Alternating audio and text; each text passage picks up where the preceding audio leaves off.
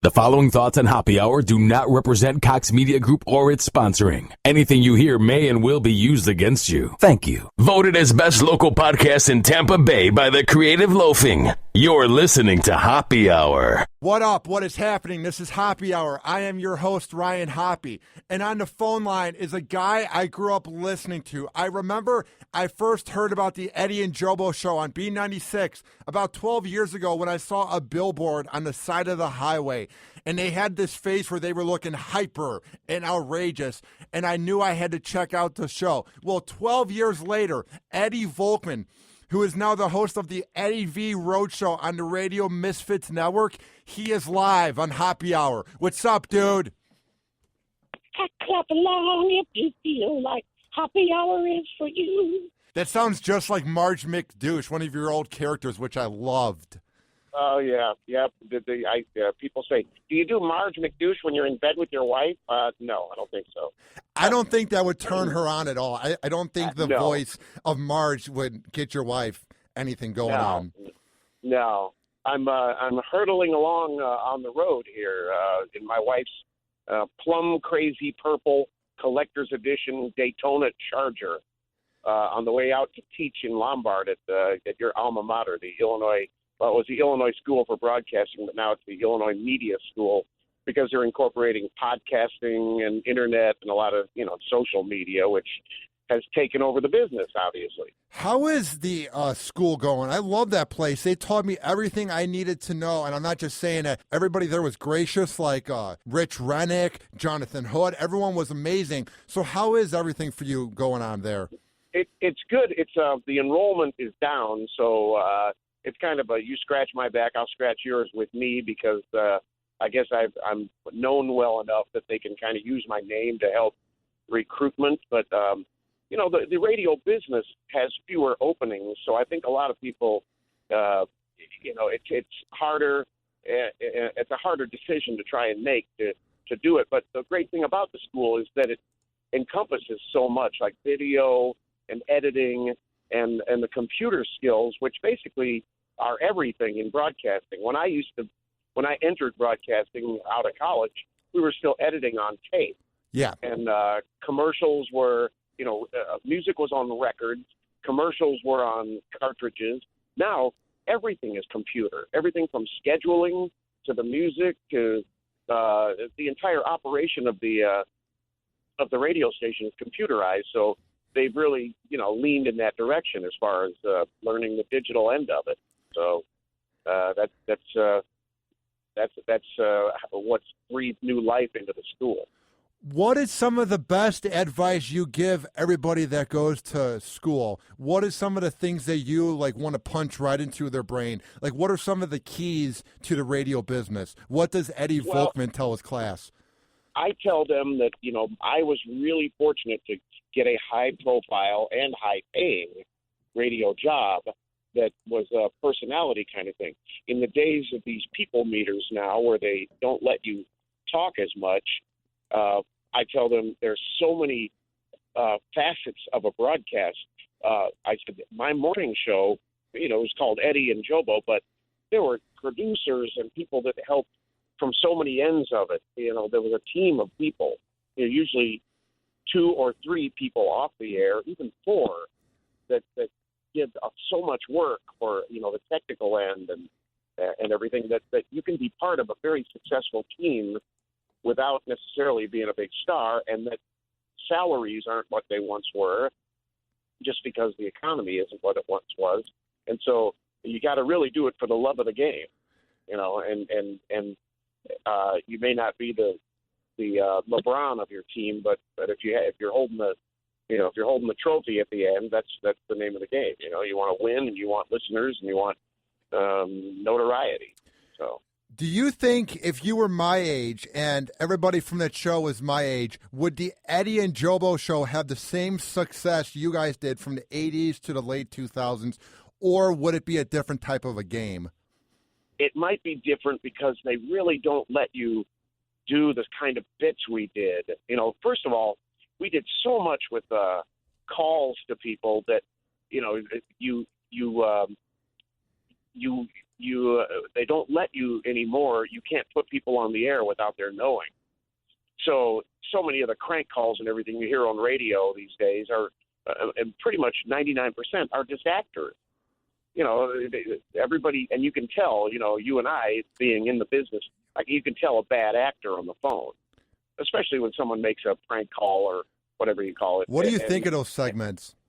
They're most of them I hear are bad because, to me anyway, because they're actors. Now on my podcast, I still do the senseless survey because you can call. The only state left in America you can call and record them without their knowledge that they're being recorded is Nevada.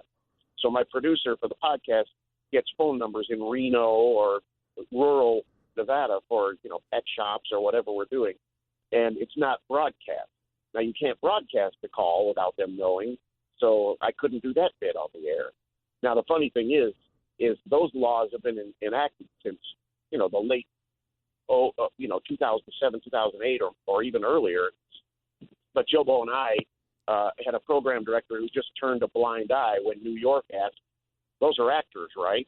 And he said, "Oh, yeah." But we were still actually calling real live bodies, and CBS would have dropped one if they had known we were using real people. But it just didn't feel right. I hated using actors. On your end it's fake, and it doesn't, there's no satisfaction. I like a real reaction when you crank somebody. Here's what I don't get, Eddie. It's just, to me, it's laziness and a lack of creativity. And a lot of the guys that do it, I'm not even like trying to call them out, but most of the shows that do it, they are so creative and so talented. They don't need to do radio from the 90s. To me, it just seems like people are afraid to take a chance. I mean, these guys that do it are so talented at having conversations. Fine, just break down what's going on with Kim Kardashian. I just don't know why we keep doing War of the Roses and these prank calls and Carmen and all this. It's just like, it's sad that they think it's entertaining to fool the 18 to 29-year-olds that think it's real. I just think it's kind of hacky, but it works, and it's radio. It brings in ratings, I guess. Yeah. Well, it's funny that the War of the Roses, it was basically the Marge McDouche Lovecast. Those used to make me laugh my ass off, dude. But we invented that, and then I hear these people doing it, and Ryan's Roses, Ryan Seacrest and stuff. I go, really? And people say, why didn't you copyright that? And I was driving through Indianapolis and heard Confession Wednesday. And somewhere in Michigan, I heard No Panties Thursday. Are you serious? People said, why didn't you copyright that? And I go, because let people have their fun. I mean, I didn't want to make money off it. And imitation's flattery, It's just, and I don't even really need credit for it. I just kind of smile to myself when I hear people doing it. But the War of the Roses, and then when I hear Ryan Seacrest doing it and see the money he's making, I go, wait a minute, boy. Like, we invented that bit, I think, before 2000 even, So, more power to him. Yeah, I'm not a guy that ever likes to slam radio talent, but Ryan Seacrest is very talented at making us think that he has more talent than he does. Like, that guy just slide bys and gets the job done. To me, he's lucky he had American Idol. He's very good. He's good on TV. He's good on the radio, but he's not original. That's my thing with Seacrest. There's a ton he's just kind of bland. He's just kind of there. He doesn't really do anything. Even Dick Clark, who was also straightforward like that, who preceded him, there was something more entertaining about him, more genuine.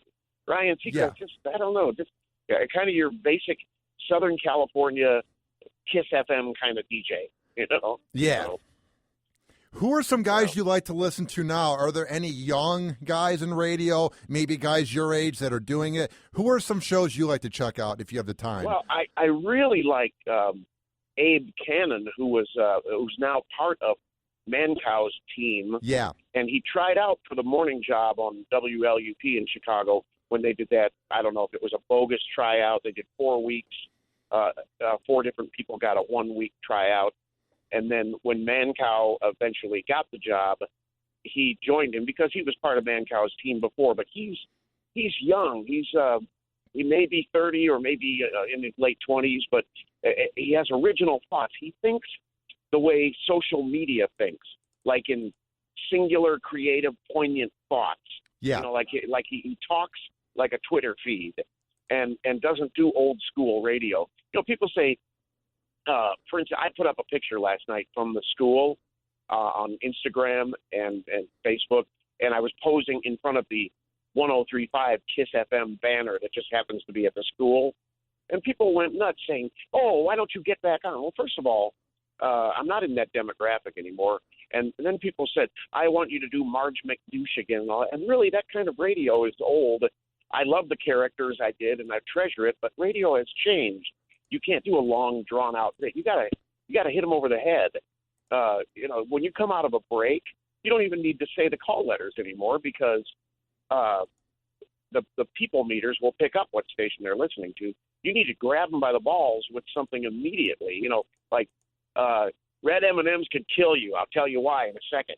You know, you can't let them get away because they'll be looking at their phone or listening to a song on their phone or watching a video if you bore them for even 15 seconds. Now, it seems like your show is getting a ton of traction as well as the whole Radio Misfits network. I love what you guys are doing. Would you ever want to maybe do some AM radio in Chicago or anything like that if you were given the chance? Yeah, I would because, and I'm still trying, you know, I was just writing frantic letters to my agent today saying, I really want to get back on the radio, even though terrestrial radio as we know it isn't going to be around for a lot longer because pretty soon everything will be streaming and Joe Schmo's podcast out of Dubuque, Iowa will be on the same playing field as the big broadcast outlets. It's the same way that my 4-year-old daughter doesn't know that ABC 7 Chicago is different than the Disney Channel. You know, yeah. She just scrolls through. So one of these days when everything is streaming, only the stuff that, you know, of high quality will stand out. But in the meantime, one medium begets the other, and there's still a dominance of broadcast, terrestrial broadcast radio.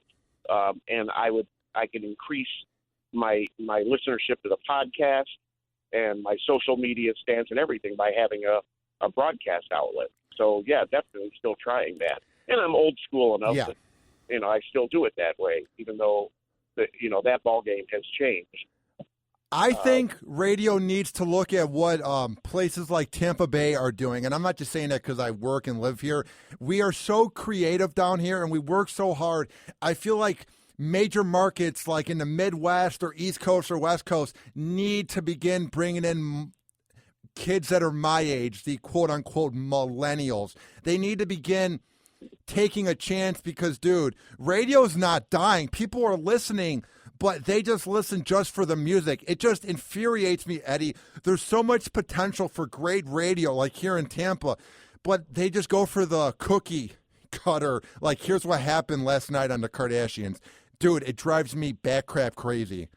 Yeah, well, and that's why I like I'm learning as much at this job with these young up-and-coming radio people as they're learning from me, because I look at their perspective, and I spend half the night, it's a 4-hour course, 4 hours at a time, and I spend a lot of that time picking their brains about what they like on radio, what they do on their podcasts. A lot of them don't even listen to radio because here's the other thing is, because of the way radio has become such a business and financial thing, they need that. It's all about revenue. It's just like the NFL, when your favorite player is traded and your little kid gets upset, they go, well, it's because it's a business.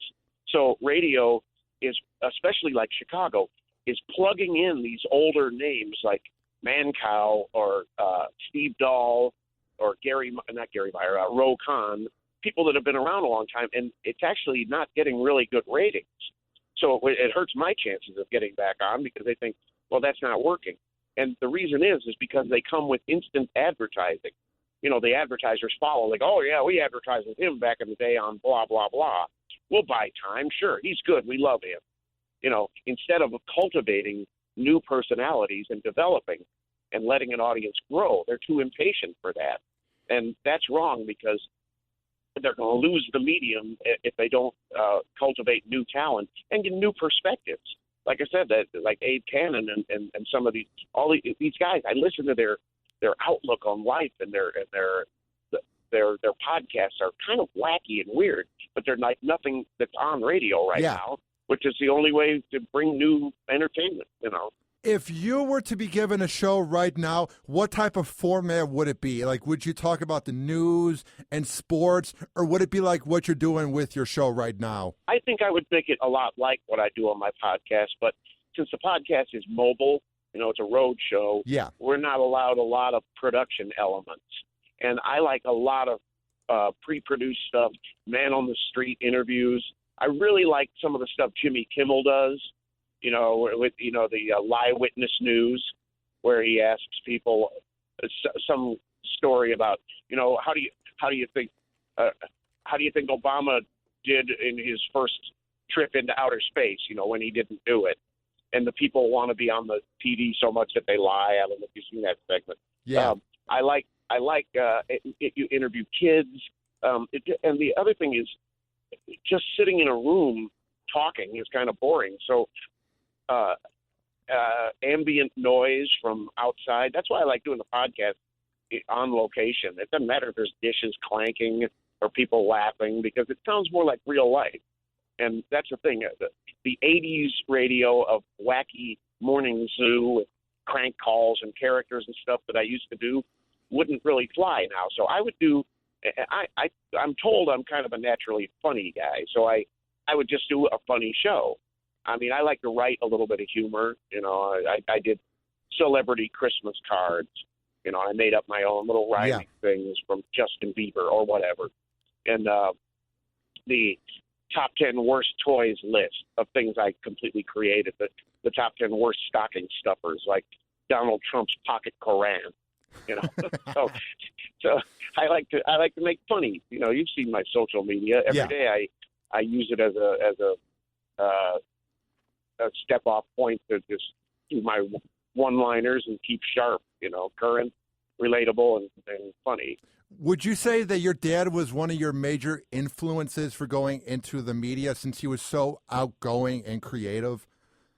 You know, it's funny that I'm the last of three sons, and none of us entered college even thinking about broadcasting. It just kind of fell in my lap. My oldest brother, Ron, is an IT guy, like a computer whiz in the Philadelphia area. My dad's first love was the physics and science of meteorology. So we were all kind of oriented that way. My brother entered college, and he's now a food science guy. He's in one of the top menu development guys for McDonald's Corporation. And I was even a math major. So I was thinking I was going to be a baseball player. And then when I realized, you know, you get to college, reality hits you in the face, and you think, I'm not going pro. I better pick a real major. And everybody said, what about those funny tapes you and your brother do? You've always imitated radio. And I said, you know, you're right. I should take up broadcasting. After all, my dad did it. So it wasn't like because my dad does it, I should. Now, my daughter, my firstborn oldest daughter, she got into broadcasting in college at Oklahoma State because I had done it and her grandfather had done it because she thought, you know, it's a natural aptitude. Now, she doesn't do it anymore, but she's an events coordinator at a country club and basically like a wedding planner. So she's still a producer. What are some of your best memories of your dad? Because I never got to meet him, but he seemed like such a nice guy. So what were some of the best things you guys did over the years? Well, for instance, a week ago last night, I was on a thing called Sports Week. It was just a TV sports show at WGN. It was technically on CLTV, which is their affiliate, but with Jarrett Payton, Walter's son. And walking through those halls brought back all the memories of when my dad would take me to WGN TV, and I could walk onto the set of Bozo's Circus and stuff during the show whereas other kids had to wait. You had to give tickets to Bozo Circus as a baby present, just for the kid to be able to go to the show by the time he was 8. And so just having access and going to work with my dad and seeing all that was so thrilling to me because just watching him on TV when on those times I could go with him when I was on vacation because he wouldn't get home till 11 or 11:30 or midnight from doing the 10 o'clock news. That was great. The other thing with my dad is because of his weirder hours, doing the news in the evening, he was available. Unlike a lot of other fathers that work 9-to-5 jobs, he was there to see my 3 o'clock or 4 o'clock high school baseball games and everything I did. He sometimes he was the only fan in the stands, and at the time, the Channel 2 or Channel 9 News had like a 25 share, so he was as well known as Simon Cowell or whatever, and yet he'd be there sitting there watching the ball game. People, is that the weatherman at our game? What's he doing here? So yeah, my dad was my greatest fan, and I think I was his. What was it like when you had your dad be this famous celebrity in Chicago? Was it weird? Did it put pressure on you, or did you have like a certain amount of swag where you're like, damn, my dad's Harry Volkman? I never really got, some guy came up to me in elementary school and said, you think you're so cool because your dad's on TV. And I thought, and actually I was a shy kid that didn't really, I didn't talk much, didn't really even interact much, but that was just someone else's jealousy or whatever. But I think because my dad was on TV since before I was born, it was weird because it was furniture to us. It was my brother went to kindergarten the first day. See, and here's the other thing: my dad, a lot of his friends were other broadcasters. So if we hung out with them, we saw the anchor man, and went to his house and played with his kids. So my brother's first day of kindergarten, he asked one of the other kids, "What channel is your dad on?" Because we just assumed everybody's father was on TV. So in that sense, it wasn't like a big deal to me. It was almost a source of, I wouldn't say embarrassment, but when in high school, they'd see, they'd put the names up on the like high school basketball. You're the visiting team, and they would put your name up on the little marquee, and people would go Volkman, and they all knew that Harry's kids went to this school, and they'd be yelling, "Hey, here comes the high pressure defense!" Are you serious? And the most creative question was, "Hey, Volkman, how's the weather?" I think, I don't know. You got a window? Look outside. I really had no snappy comeback for it because, again, after a while, I just kind of ignored it. So. Yeah, that's lame, dude. It's like when someone comes up to me and says, "What's the weather like up there?" Or "How tall are you?" Like, I try to embrace it and not be like a grouch.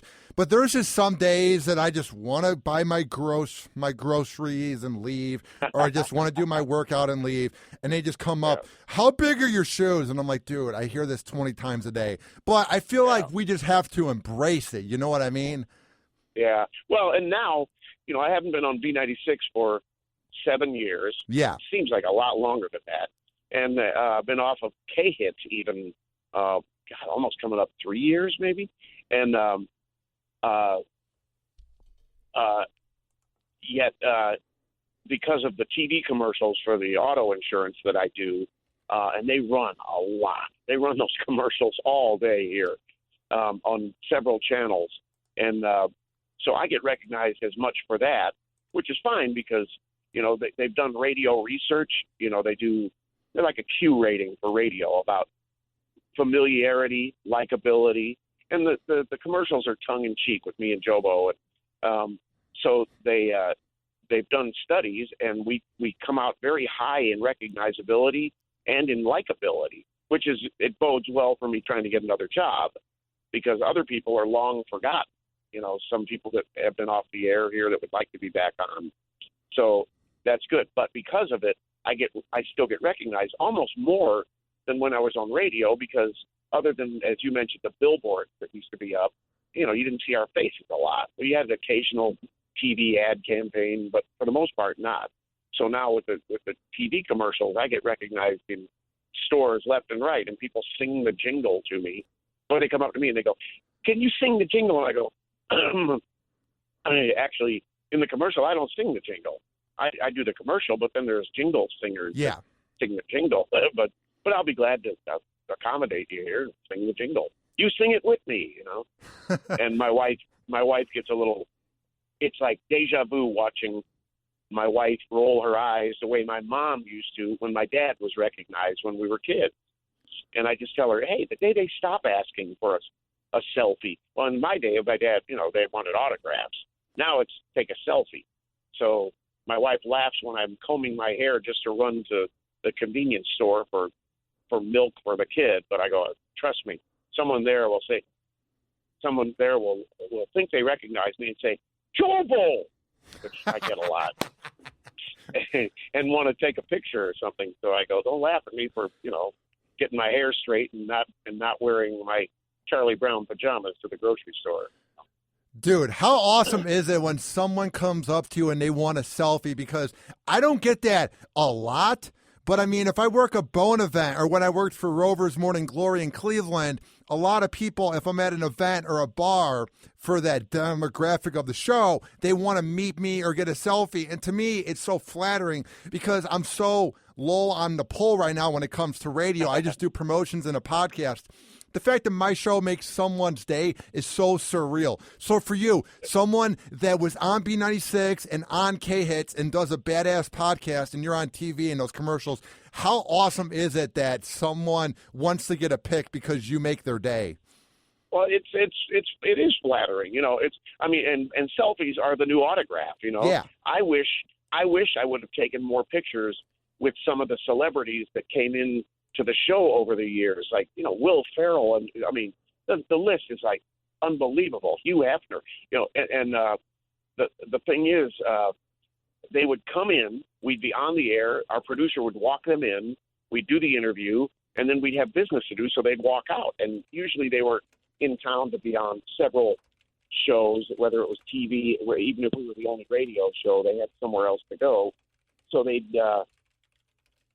walk in and walk out. Well, our producer would get a picture with them in the hallway, but we wouldn't because they were in and out. Now, I have a lot of pictures with people because they'd hang around or we'd get one in the studio or a candid shot. But there's so many I don't have that I'm like, wow, I wish I would have, I wish I would have had the time to take that. So I'm more than happy to jump in and to take a shot with people. I just usually, I'm my own worst critic. Like, but I'm like, boy, I'm looking old these days.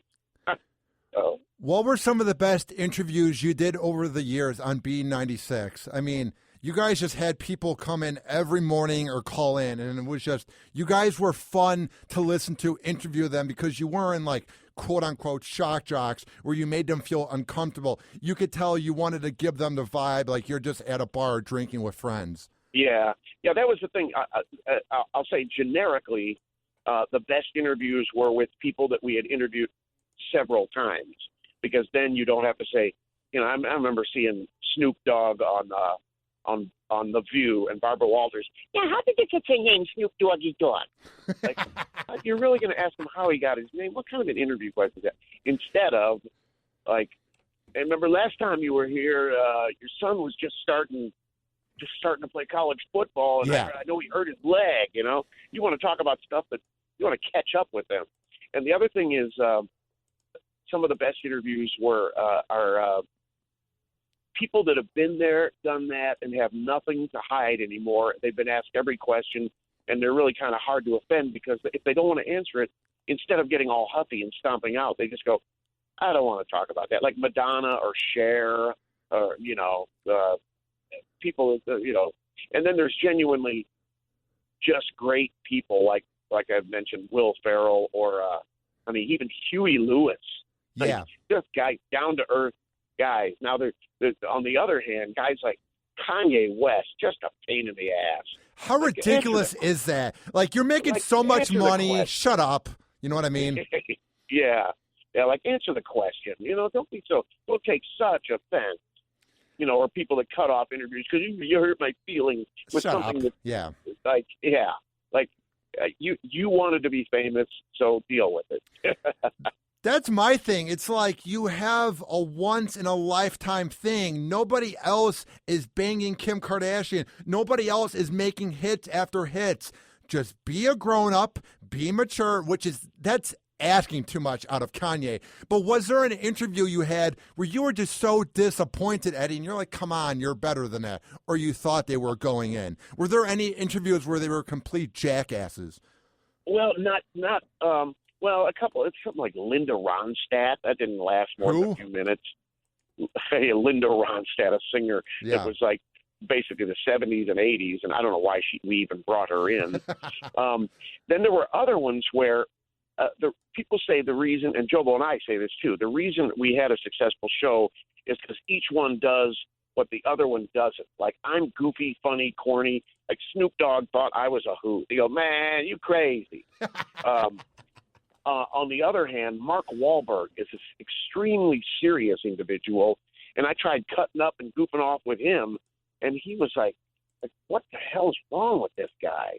And so I just shut up halfway through the interview because he looked at me like I was from Mars, Yeah, and got into JoBo's cerebral. Mark, let me ask you something,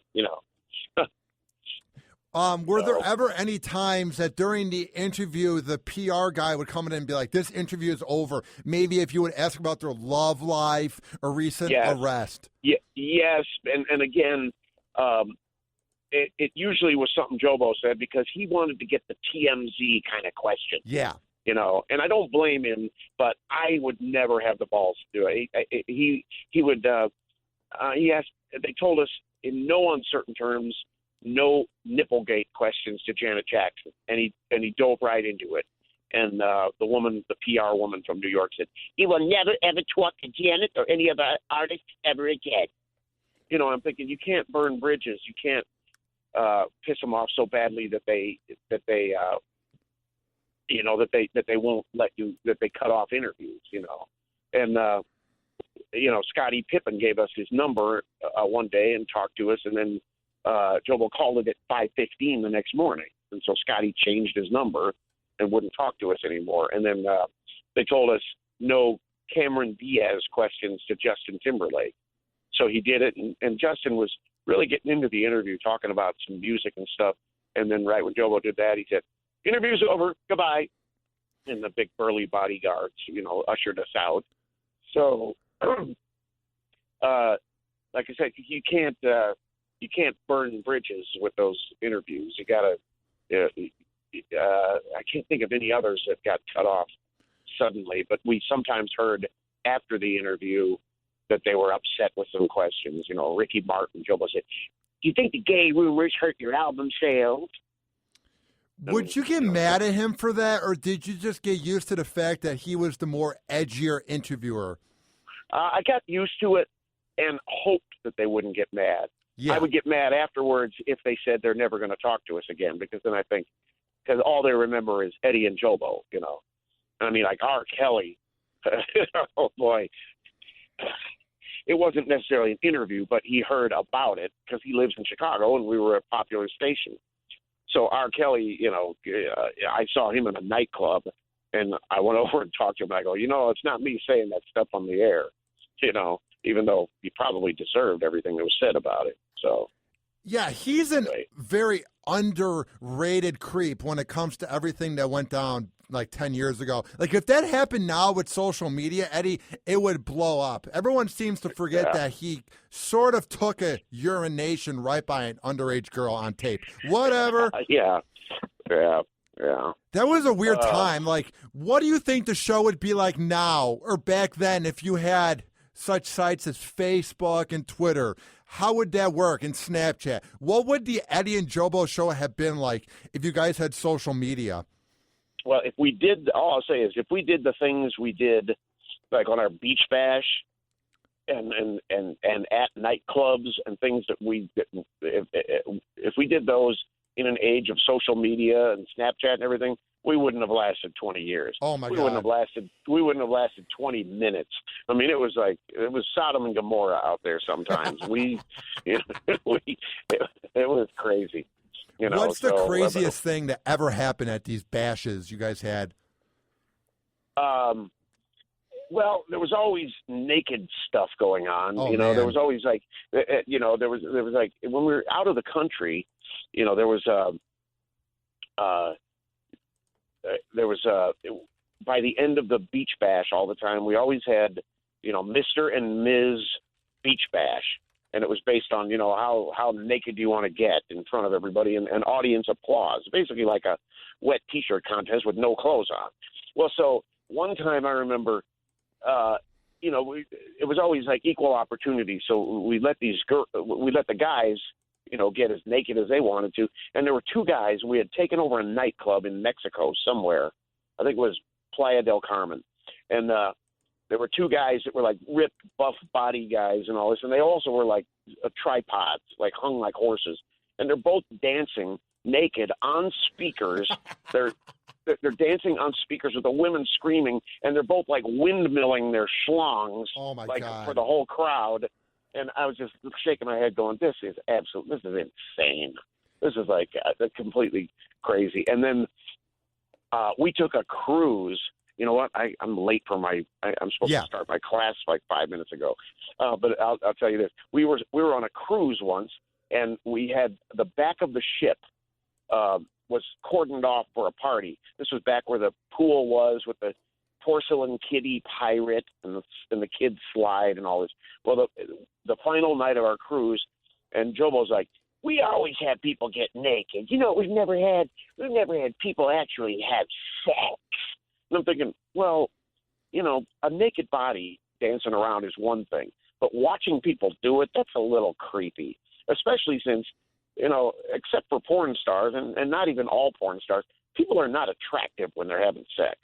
Yeah. So these couples that were not very attractive stripped down. There's like four of them, and they're like, it was somebody's bent over on one side, and other people are like on the floor, and it's like disgusting.